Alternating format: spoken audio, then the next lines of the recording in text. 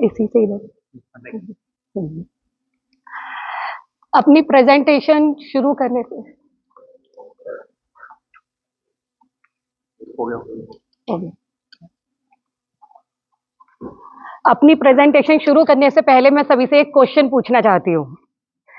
अगर आप सभी लोगों को प्लीज, आज मेरा टॉपिक बहुत सेंसिटिव है, आज मेरा बहुत सेंसिटिव मैंने टॉपिक लिया हुआ है, तो प्लीज सभी से मैं अटेंशन चाहूंगी कि ये क्वालिटी 10 मिनट्स मुझे दे दीजिए। सर है yes.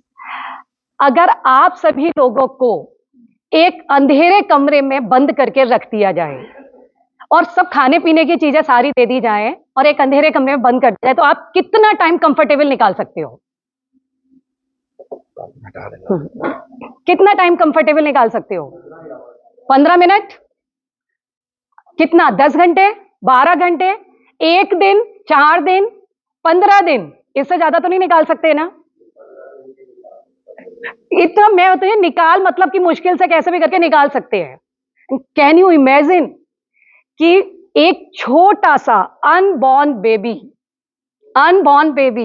एक छोटा सा, वो मां के गर्भ में पूरे 9 महीने पड़ा रहता है, पूरे 9 महीने। क्या आप इमेजिन कर सकते हैं कि उसे कैसा लगता होगा? आज मैंने इसीलिए मेरा बहुत सेंसिटिव टॉपिक है, मैं चाहती हूं कि आप इस कंसेप्ट को समझें। सभी को मेरी यूएसपी पता है, सभी को यूएसपी पता है कि मैं प्रेगनेंसी योगा की क्लासेस देती हूँ। योगा के नाम से तो सभी जानते ही हैं, लेकिन सभी लोगों को ये क्यूरियोसिटी रहती है ना, प्रेगनेंसी योगा क्या है? तो आज मैं इसी कंसेप्ट को क्लियर करने के लिए आपके लिए आई हूं कि वो जो बंद कोठरी में बच्चा है ना, हम उसको अपने से अवेयर कराते रहते हैं, उसको इतना टच में रखते हैं कि उसे अकेलापन फील ना हो, उसे अंधेरा वहां ना लगे। Thank you. अपना इससे पहले मैं थोड़ा सा एक अपना ब्रीफ इंट्रो देना चाहूंगी। मैं शिल्पी गुप्ता, मैं अनुभूति योग की फाउंडर हूँ। 17 साल से योग के फील्ड में काम कर रही हूँ एंड प्री नेटल मेरी स्पेशलिटी है। उस प्री नेटल में मैं काफ़ी सारी थेरेपीज देती हूँ, रेकी की देती हूँ, गर्भ संस्कार देती हूँ, आयुर्वेद के अकॉर्डिंग उनका फूड चेंज कराती हूँ कि कब क्या खाना है, एंड सबसे मेन बेबी से कनेक्ट कैसे की जाती है वो गर्भ संवाद कराती हूँ। ये मेरी जर्नी है। 2006 से मैंने अपना इस फील्ड में कैरियर बनाया था, जब मैं एज अ योगा ट्रेनी में थी, एंड 2010 तक प्रोफेशनल कॉर्पोरेट ट्रेनर बन चुकी थी, इंस्टीट्यूट्स में क्लासेस देती थी, एंड 2015 में मैंने अपनी खुद की अनुभूति योग इस्टेब्लिश किया, और 2021 से आज 24 तक में लगभग 20 से 25 लोगों का स्टाफ मेरे ऑफिस में है। करीब 100 ट्रेनर हमारे साथ एसोसिएट्स हैं जो ऑल ओवर दिल्ली में क्लासेस देते हैं, एंड लगभग 2000 से प्लस मेंबर्स के साथ में जुड़ी हुई हूँ इस टाइम। और अब हम काफी सारे गवर्नमेंट प्रोजेक्ट पे प्रोसेस में हैं कि वो आगे करने के लिए। ये मेरी यूएसपी प्रेगनेंसी योगा है। प्रेगनेंसी, सभी को ये लगता है प्रेग्नेंट जैसे ही हो जाए तो ऐसे नहीं चलो, ऐसे नहीं करो, ये नहीं खाओ, ये नहीं करो। प्रेगनेंसी कोई डिजीज नहीं है। सबसे पहला मेरा एक सेंटेंस होता है, प्रेगनेंसी एक ब्लेसिंग, एक डिवाइन हमारे लिए वो पीरियड है। उस पीरियड को हमें पूरी तरीके से यूटिलाइज करना चाहिए। हमें वो कैसे देखना चाहिए 9 मंथ का ड्यूरेशन, कि हम कैसे उसको अच्छे से यूटिलाइज करें। सभी लोग बोलते हैं कि बच्चे का पहला स्कूल क्या होता है? घर। सब ये बोलते हैं कि बच्चा पहले हमारे घर में, पहले सबसे स्कूल पहला घर है, लेकिन हम बोलते हैं कि सबसे पहला उसका स्कूल मां का गर्भ है। सबसे पहला मां का गर्भ कोई हमारा एक ऐसा ही ऑर्गन नहीं है, ये एक पाठशाला है। यहां जो सीख के जाएगा ना बच्चा, वो लाइफ टाइम, इसमें बोला गया, ये रिसर्च भी हमारी बता चुकी है कि 90% ब्रेन जो हमारा डेवलप होता है वो हमारी प्रेगनेंसी ड्यूरेशन में ही हो चुका होता है, ऑलरेडी हो चुका होता है। अब ये हमारे ऊपर है कि वो 90% आपको कैसे डेवलप करना है, किस उसमें मोल्ड में उसको लेके जाना है। तो इसीलिए प्रेगनेंसी में हम योगा, गर्भ संस्कार एंड बहुत सारी एक्टिविटीज प्रिफर करते हैं कि आप एटलीस्ट बच्चे का 360 डिग्री एंगल ब्रेन डेवलप हो।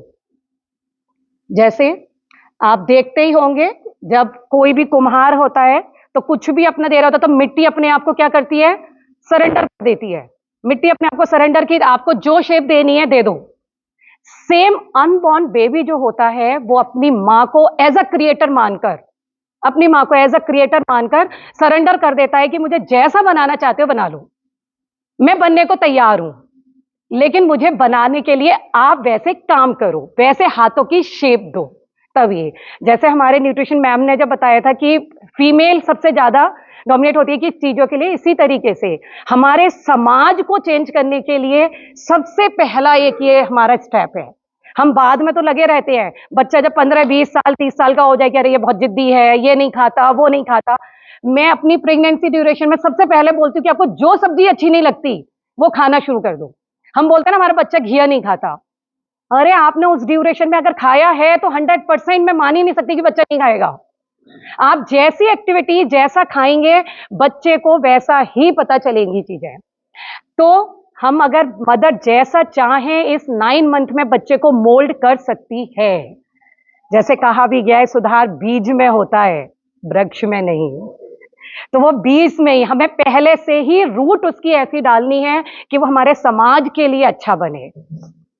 ये जैसे नॉर्मली आप लोगों को अगर आम चाहिए तो आम का ही तो बीज बोएंगे, या आम का बीज बो के अमरूद मिल जाएगा? नहीं मिलेगा।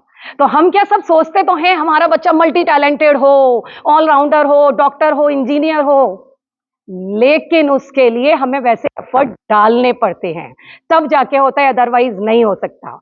आप ये सोचे कि नहीं नहीं बस हमारा बच्चा सोच लिया हमें डॉक्टर बनना है, तो नहीं बन सकता है जब तक आप उस तरीके के 9 मंथ में एक्टिविटी ना करें। तो प्रेगनेंसी योगा इन सब चीजों में हेल्प करता है। 360 डिग्री एंगल पे डेवलपमेंट उसका होता है। बच्चे का brain EQ level, PQ level, SQ level and IQ level चारों तरह से हम डेवलप कराते हैं। वो मैं बताऊंगी कि कौन सी एक्टिविटी के थ्रू हम इस तरीके से उनका बच्चे का ऑल राउंड चीजें ये करते हैं। आपको फॉर एग्जाम्पल ही मैं थोड़ा सा देना चाहूंगी, अगर हमारे शास्त्रों में भी पढ़ेंगे ना आपने प्रहलाद की कहानी तो सुनी होगी सभी ने, भक्त प्रहलाद की, जबकि वो किस में, राक्षस कुल में पैदा हुए थे, लेकिन फिर भी ईश्वर भक्त थे। कोई बता सकता है इसके पीछे क्या रीजन है? हाँ, तो वो क्या मतलब ये चीज, आई थिंक नहीं, ये किसी को बैक स्टोरीज नहीं पता होगी। हिरण्यकश्यप की वाइफ जो कयाधु जी थी, वो पूरे 9 मंथ नारद ऋषि के उसमें आश्रम में रही थी। पूरे 9 मंथ उन्होंने वहां पूजा अर्चना की थी, और विष्णु भगवान की भक्त थी वो, इसीलिए प्रहलाद जी इधर ही हुए थे। एंड सेम राम जी का बोलते हैं, वैसे तो वो राजमहल में हुए थे, लेकिन तब भी सात्विक क्यों थे? क्योंकि कौशल्य माँ ने पूरे 9 मंथ वशिष्ठ जी के आश्रम से खाना जो आता था सिर्फ उस सात्विक फूड को खाती थी वो, उन्होंने त्याग किया हुआ था महल के खाने को। सेम इसी तरीके से आपने भारत का नाम राजा भरत से पढ़ा है, सेम उनका भी यही स्टोरी, आप पीछे बैठ जाएंगे इतनी स्टोरीज हैं। रानी मदालसा जो थी बहुत स्पिरिचुअल थी, उनके 3 बच्चे पूरे सन्यासी हुए थे, लेकिन जब राजा ने कहा कि मुझे राज संभालने के लिए कोई चाहिए, तो उन्होंने उस टाइम जब कंसीव किया प्रेगनेंसी ड्यूरेशन में पूरा की पूरा काम ऐसा किया जिससे कि एक योद्धा तैयार हो। तो उन्होंने खुद शास्त्रों को करा एंड रण विद्या सीखी करी थी उन्होंने सारी। ये बहुत सारी ऐसी स्टोरीज हैं जो इस तरीके से हम बच्चा जैसा चाहे वैसा हमें मिल सकता है। मोस्टली प्रेगनेंसी में आज के टाइम में इतनी कॉम्प्लिकेशंस आती हैं, इतनी कॉम्प्लिकेशन मैं तो आए दिन देखती हूँ, किसी को हाइपरटेंशन रहती है, थायराइड बढ़ा हुआ होता है, शुगर की होती है, बैक पेन तो कॉमन सबके लिए बैक पेन, एंड मैं श्योरिटी के साथ बोलती हूँ कि with in a month back pain तो बिल्कुल गायब हो जाता है एक्सरसाइज करने से, विद इन अ मंथ। और ये सबसे कॉमन प्रॉब्लम है, आप किसी को भी पूछ लीजिएगा बैक पेन होता ही होता है, लेकिन वो चला जाता है अगर एक्सरसाइजेस करते हैं हम योगा के थ्रू, वो सारी चीजें हम खत्म कर सकते हैं। मैं इन एक्टिविटीज को रेगुलर कराती हूँ जिससे कि उनका जो बेबी का ब्रेन जो मैंने बताया 360 डिग्री एंगल पर डेवलप होता है। हम काफी सारे मंत्रास चैंट कराते हैं उनको, काफी सारी सूदिंग, जब प्राणायाम वगैरह कराते हैं तो सूदिंग म्यूजिक उनको अच्छा लगता है, या वो चाहती हैं कि मेरे बेबी को ये अच्छा लगे उस तरीके से। And motivational and inspirational stories जो मैंने अभी आपको दिखाई काफी सारी उनको सुनाती हूँ, लिसनिंग कराती हूँ। एंड वॉकिंग करने के लिए प्रीनेटल योगा हमारी जो एक्सरसाइजेस होती हैं वो सारी कराती हूँ। ब्रीदिंग एक्सरसाइजेस सबसे ज्यादा मेन मोटिवेट ये चीजें होती हैं जो इस टाइम डिलीवरी के ड्यूरेशन पर हमेशा ब्लड प्रेशर ही फ्लक्चुएट करता है, अप डाउन होता है, लेकिन अब तक का टचवुड मतलब इतनी सारी मैंने क्लासेस दी हैं, कभी आज तक किसी का बीपी फ्लक्चुएट नहीं हुआ उस लेबर पेन पर एंड डिलीवरी के time. And doing art and craft, जैसा किसी भी क्यों लगेगा ये क्या है, आर्ट एंड क्राफ्ट क्यों करा रहे होते हैं, बच्चे का क्रिएटिव माइंड कैसे डेवलप हो, उनको हम उस टाइम आर्ट एंड क्राफ्ट वाली बहुत सारी मोल्डिंग करने के लिए एंड ऑरिगेमी वाले पेपर्स जो होते हैं उनसे मैं बहुत सारी चीजें एक्टिविटी कराती हूँ।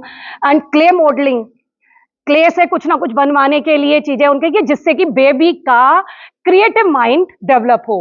एंड साथ में doing reasoning activities and logical activities. हम जब एग्जाम देते हैं ना, कॉम्पिटिटिव एग्जाम जिसमें रीजनिंग वाले होते हैं, लॉजिकल वाले होते हैं, देखिए मैं इस तरीके के कराती रहती हूँ उन लोगों को।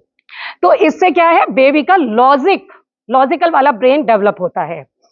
Connecting with a baby through गर्भ संवाद, ये मेरा यूएसपी है। गर्भ संवाद, कैसे बेबी से कनेक्ट होती है मदर। हम इसमें काफी सारे गर्भ संवाद हैं मेरे पास, बहुत सारे हमने दिए हुए हैं, उसमें हम नेवल से कनेक्ट करके बेबी के साथ मदर की बॉन्डिंग बढ़ाते हैं। और मतलब इनफैक्ट मुझे जो मेरी क्लाइंट्स क्या ही बोलती है कि मैम अब तो ऐसा हो चुका है कि मैं अपना हाथ नेवल पर रखूं नहीं कि बेबी रिएक्ट करता है। तो क्या बेबी को पता चल गया कि ये नॉक नॉक मेरे दरवाजे का कट करने का ये रास्ता है कि मेरी मदर मुझसे बात करना चाह रही है। तो इसी तरीके से लाइफ टाइम बच्चा माँ की बात मानता भी है कि अदर ये।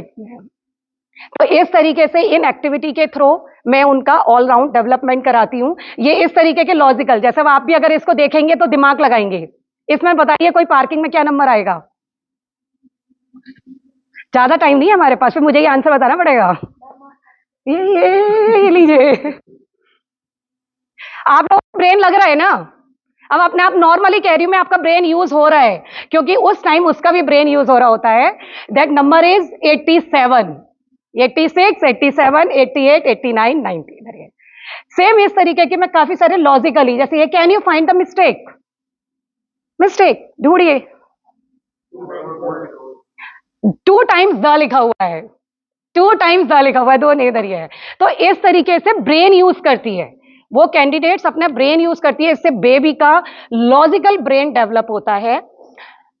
ये अनुभूति योग के मेरे कुछ जो मीडियाज में अपने हमने जो कई जगह जगह काम किए हैं, तो वहां अपना ये रहा है। एंड ये मेरे प्राइम गिफ्ट्स हैं, कोई भी अगर इन लोगों से कनेक्ट होना चाहता है तो मैं उनको कनेक्ट करा सकती हूँ, बहुत अच्छे टच में दरिए। एंड माई आस्क सिर्फ इधर ये आस्क का दरिया है, कोई भी अगर योगा एंड प्रेगनेंसी योगा की वर्कशॉप अपने एरिया में, कॉर्पोरेट में, RWA में करा सकते हैं तो प्लीज हेल्प मी। कोई CSR फंडिंग अगर हमें दिला सकते हैं, हम सोशली काम काफी कर रहे हैं, हमारी NGO है। बच्चों की फीस के लिए अगर कोई हमें डोनेशन दे सकता है तो please connect me now. Thank you so much.